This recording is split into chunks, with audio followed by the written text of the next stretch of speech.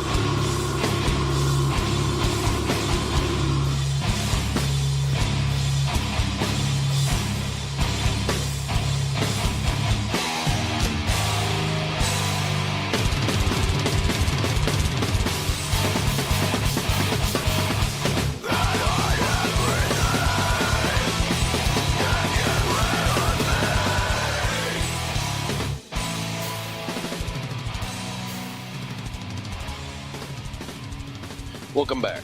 That was Annihilate the Hero with their song Exile off the album Oracle. Later on in the show, we'll be talking with Tony Lamantia as to how he's doing and how their band Annihilate the Hero has been doing. I started this show because I'm tired of seeing the local format in Southern Illinois not get a voice. It is very difficult for us in the genre that we are in to get any place to play. A lot of us end up paying to play just to get a decent show. We get the luxury and the luckiness of opening for some major acts at times. But most of the time we end up trying to help each other out. There's no competition here. What we do is we travel all over Southern Illinois and we jam together. We're friends, we're brothers, we're family. We know each other's families. We go to each other's birthday parties. We hang out with each other at barbecues. We go and play at places all over Southern Illinois, just having a blast. Yeah, we have some shows that are shit and some shows that are really, really good. We've all seen our fair share of them. But back in 2011, I started the Southern Illinois Metal Movement in likeness of the Southern Illinois Metal Collective. There was several bands that were part of the collective. A lot of things were going on differently back then, and I had no idea the scene back then was where it was. I personally wasn't even in a heavy metal band back then. I had started in a band called Driftwood String Band that did a lot of Bob Marley music and jazz fusion type music. We'd played at the VFW for a while, but I had no clue about the local heavy metal around here until I went to go see Gogata play with a ton of other bands.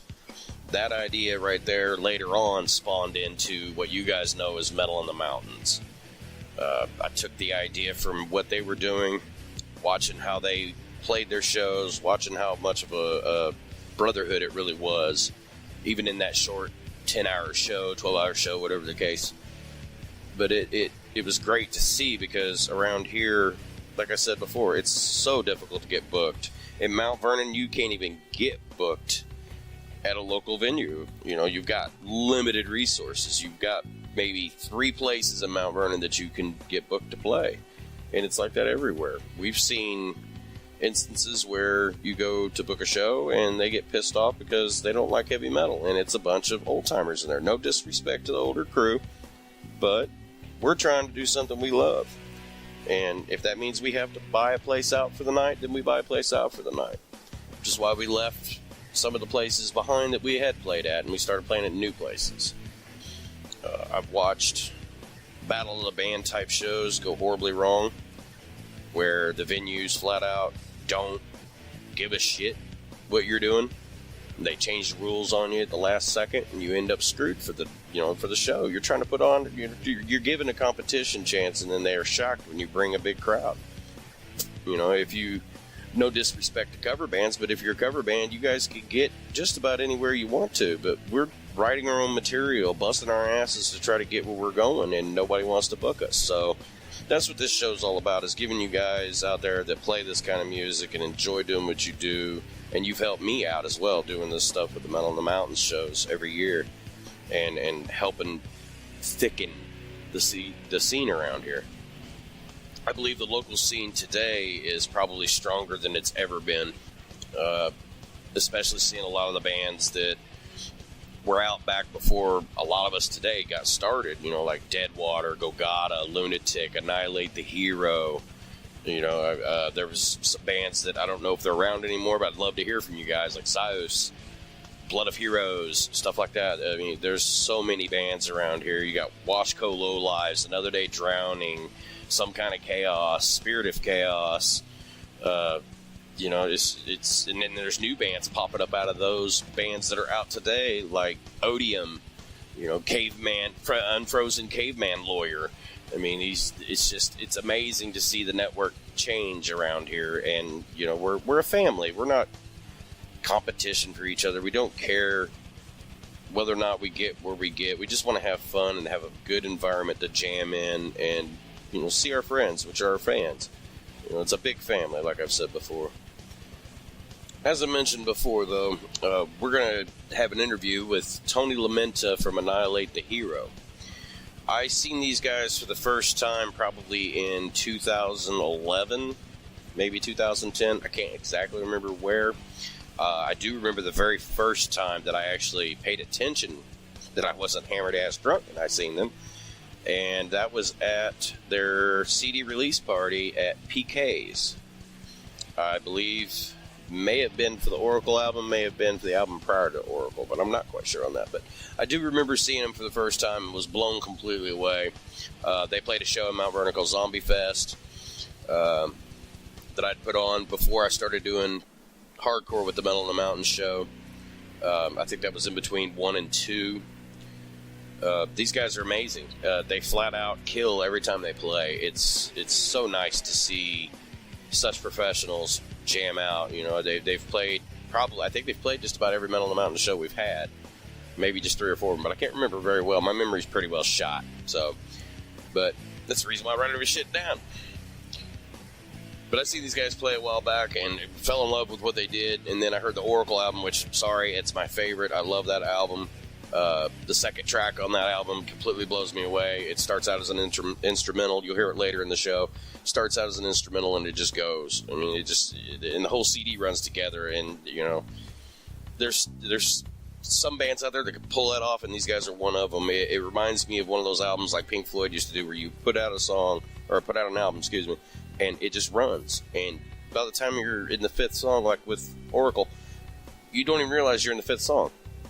It sounds like one piece of music, and it's unreal. It blew me away the first time I listened to it, and then looked at the back of the CD and thought, wait a minute, I'm still on track 1. No, the CD was over. So these guys are just flat out amazing. So here's the thing. Basically, you guys got to support your local artists. I mean, you realize that all the heavy names that you guys enjoy, those of you that don't know what I'm talking about and are listening for the first time and just finding out about these bands and everything, your favorite band that you have that's a mainstream band started out in a garage, just like us. You know, we don't want, well, some of us don't want the fame and fortune. I don't know about the rest of them, but I know some of us just want to play and have fun. I know my band particularly doesn't really give two shits if we get signed. We want to be as professional as we can out there in the local scene, putting on good shows. We've done a lot in this area, and I mean, if you don't support your local artists, then we can't continue to keep playing around here. I mean, it gets tougher and tougher and tougher. And, you know, I've seen a lot of really good shows around here from local artists. You guys come out and you hammer it down with us. You guys party with us. You hang out with us. You headbang with us. And you guys are so supportive of the music that we play. And we really, really, truly want to thank you and, you know, keep it up, because, you know, we're going to keep doing this. We don't care if there's 5 people in the crowd or if there's 50 people in the crowd. Obviously, you know which we prefer, but that's just the way it is. We do it for the love of the music. We don't do it because we're trying to get rich quick. You know, I mean, if that's the case, then, you know, you end up fizzling out. You end up just supporting your band and no one else's, and that's the one thing we aim more than anywhere is don't just come out, you know, jam with your band and then you take the fuck off. Hang out, party with the bands. You know, you've got to support your scene around here. If you just play and then you bail, I mean, now if you've got priorities you got to handle, I understand. I have 3 kids myself, and one of them's only 20 months old, so I completely get family. You know, like currently I'm on a break right now, and this right here kind of fills the time. Like right now it's 3:40 in the morning here, doing this show, trying to get it up off the ground so you guys can hear some of these bands around here. So this is my love for this show. That's the reason I've got the Baldies page. That's the reason why I've got close to, 35 bands, or I think I've got 25 bands, something like that, on my website right now that, they don't even know they're linked to it. You know, it's just something that I did to support them. You know, I love every one of these guys. They are family to me, and that's just the way it's going to be. We love playing. Otherwise, we wouldn't be doing this shit. Some of it's a hobby, some of us truly love it. Speaking of love, we're going to show a little bit of love and jam some more Annihilate the Hero. So crank it up, crack you open a beer, and enjoy some tunes.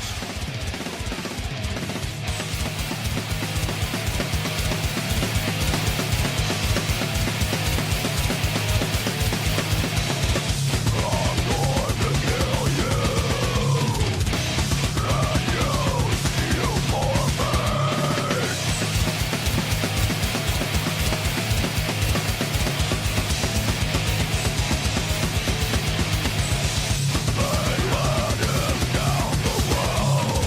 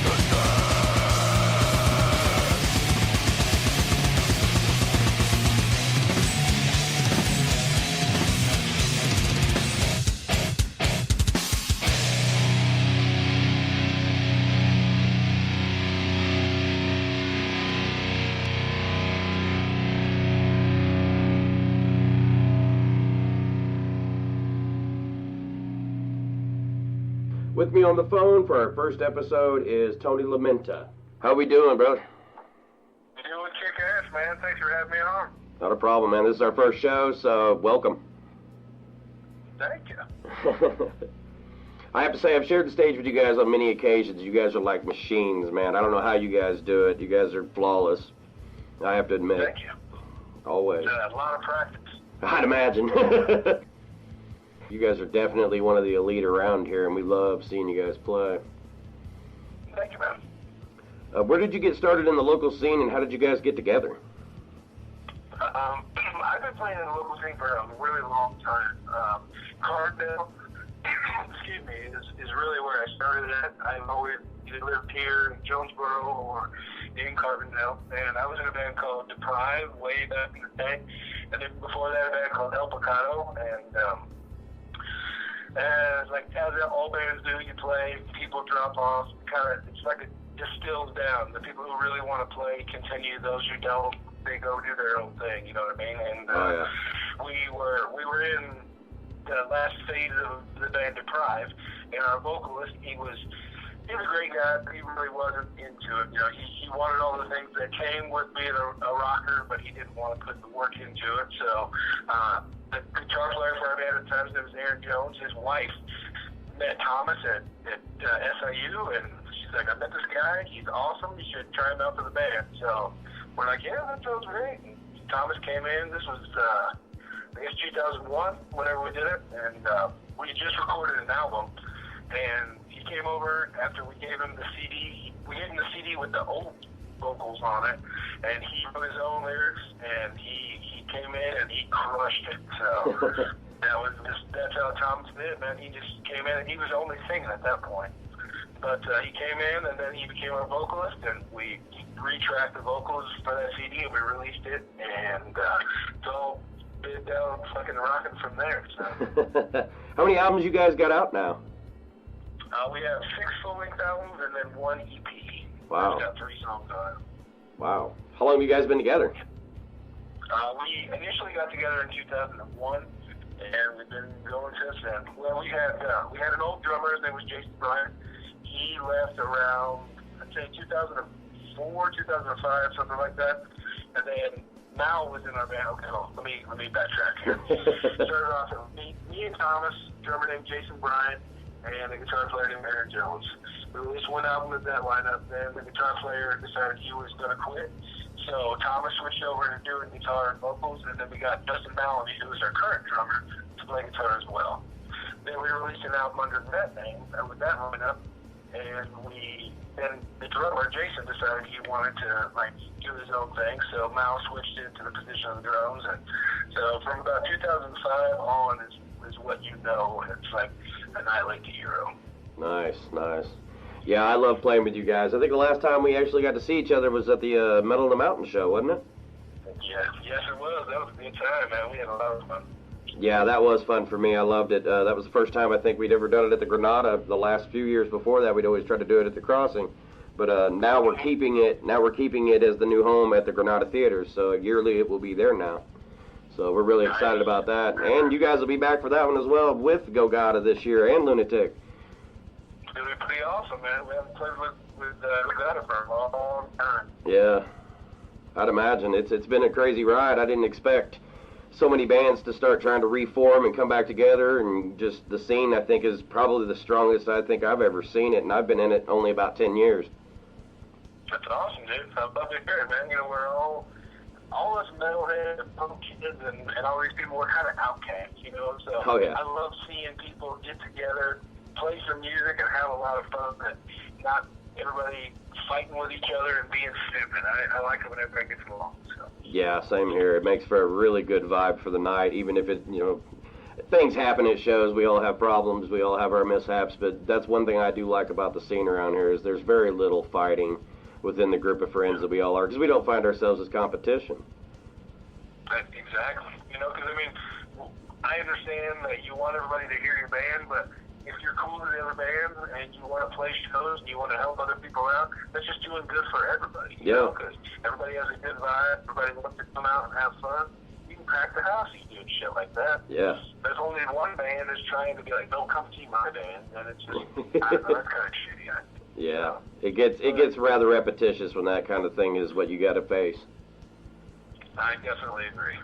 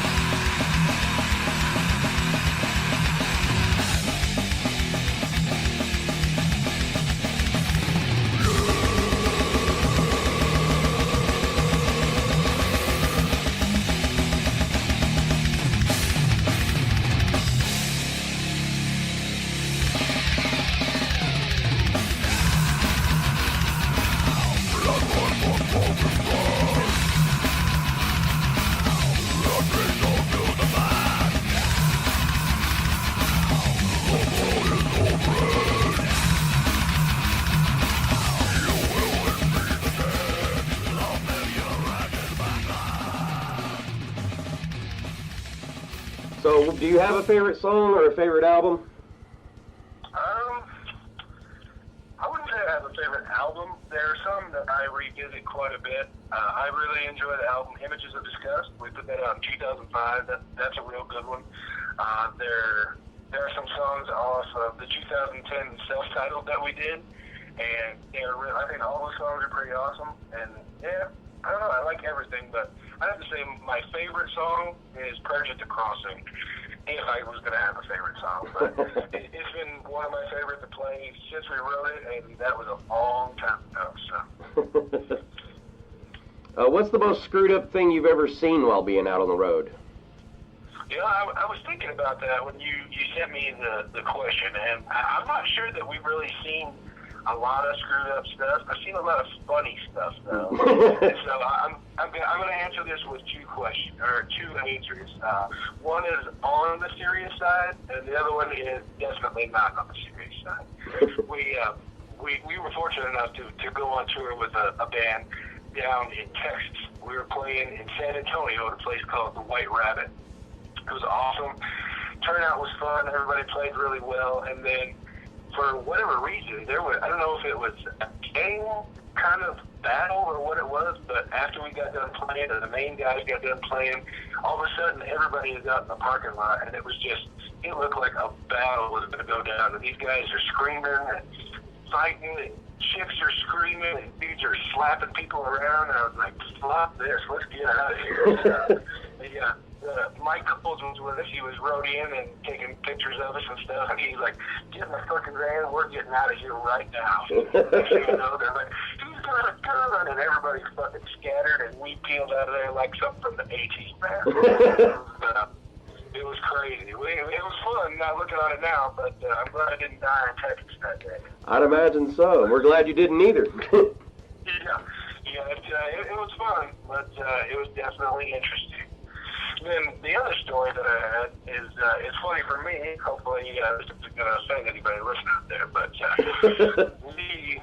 you know, when you're playing, sometimes you get fans that are like, they dig you. You know what I mean? And as a single man at the time, there was a young lady who decided she enjoyed the way I looked and acted, and she was chatting me up after we got done playing. So we talked and we drank a couple of beers, and one thing led to another, so we go out to my van. We're out there and we're talking, and she was polite enough that she was going to offer me her services. So we're in the van, and nobody's outside, and I was like, well, let's go on in here. So we're talking, and one thing led to another, and you know, we were becoming intimate. The next thing you know, the guys had come outside, and I didn't know it because I was obviously occupied at the time. And this van is just going to town, rocking. Here comes Thomas, beating on the side of it. What's going on? He started freaking out, and she was like, "Are they watching? What's going on?" And I was like, "No, man, it's okay. It's okay. Don't worry about it." And of course, she decided she was done, and so she just dressed, and she walks out the door, and all the guys are just clapping and catcalling. And I walk out, I'm like, "Sex box." Top blocked by my own vocals. Oh, if it could be anybody, you would prefer it to be them, though. Right. Not Mom or Dad, you know. It's a pretty funny story now that I look on it. At the time, I, you know, it wasn't real comfortable. So. I'd imagine not.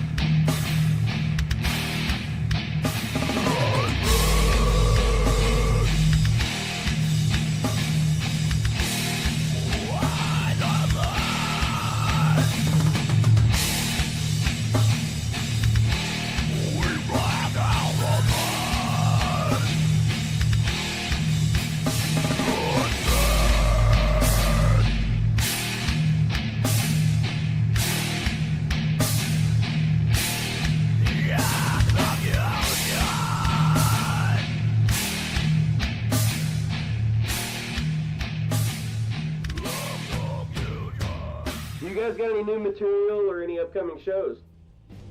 Yeah, we are working on. We have 5 songs that are, I'd say, 75% done for a new album. We haven't really got like a number set in stone as far as what we're going to stop at. Right. But there are 5 like this one's going to be more along the lines of our 2013 album Oracle, to where they all hook together. And it's individual songs, but it's played as one piece of music. Right. So we've got 5 of them more or less done. We're working on some transitions in between the 2, and then we have ideas for quite a bit more. So I think it's going to be pretty good. Yeah, I'm excited. Cool. That'd be nice to hear. Oracle, I know Oracle in this area is huge for you guys. I just recently looked at your YouTube, and you guys are close to 300 hits just on that particular album, not to mention the individual tracks you guys have on your YouTube. So I know I enjoy it. I probably have the last 3 albums you guys have put out. I've come to the last 2 CD releases you guys have had. I've seen you guys play numerous times, and like I said before, you guys are continuously flawless. And I love personally when you guys do the Oracle album as a whole. That is like, I think that's what makes it stand out more than anything for you guys. It's real fun. We're real proud of it. We worked hard on it, and I'm super glad that people are digging it. You know, I'd say of the stuff that we released recently means several years, we continuously get the most compliments from that, and then it just makes me feel good, you know, because we worked real hard. There were a couple of times going slamming my head against the brick wall when we were trying to write some of that stuff, but I understand that. And I'm very proud of it. I'm just happy people did it. So. Right. Now, I was really impressed by the follow-up as well, the Seventh Circle. I mean, tell us about that album. Actually, it's funny because the last 2 songs on that album is just a little EP.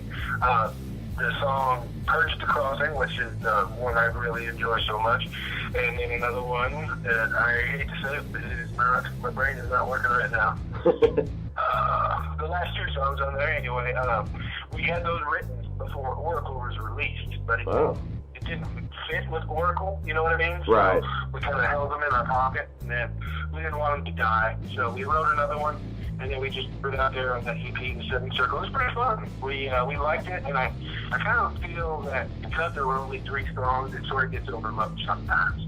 But it's a really good song. It's like super fast, all claws and teeth, and who doesn't like claws and teeth, you know what I'm saying? Right. Well, brother, it's always good to hear from you, man. I love sitting down talking with you and picking your brain, man. Good to hear from you, too, as well, brother. Thank you for having me on the show. Not a problem, man. All right. You have a great one. Talk to you soon. My plan to conquer Nick Jr. didn't work out, so I'm going to stay up all night and color my deck with markers. Shooting the Shit with Baldy, where we make it our goal to piss off your neighbors.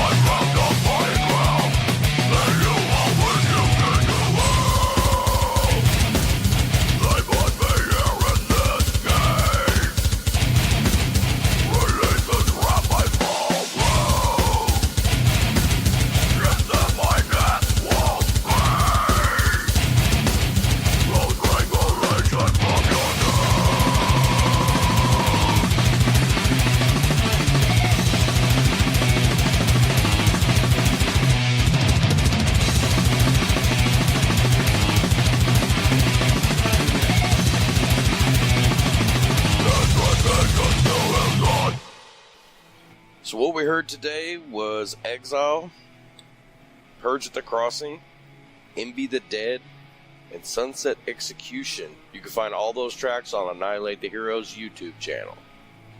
It's always a pleasure to sit down and, shoot the shit with Tony from Annihilate the Hero. I want to thank him. Thank you for being on the show, brother. It's always a pleasure.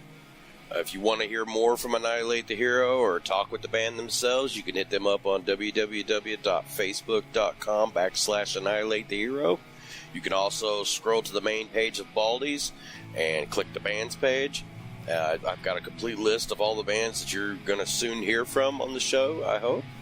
And that's www.baldiez.weebly.com. And you can check out, we've got a blog page on there. You can hit up bands. You can listen to music on there. You can look at the past events of Metal in the Mountains, 1 through 4. There's all kinds of material on there. I leave you now with the song Enlightenment, which is the second track off of Oracle by Annihilate the Hero. Tune in next Sunday at 10 a.m. when we will have Uncle Dave from Groove Tank Dynasty joining us. We're going to jam some songs from Groove Tank and see what he's doing. This is Baldy. Love you guys. Metal horns up.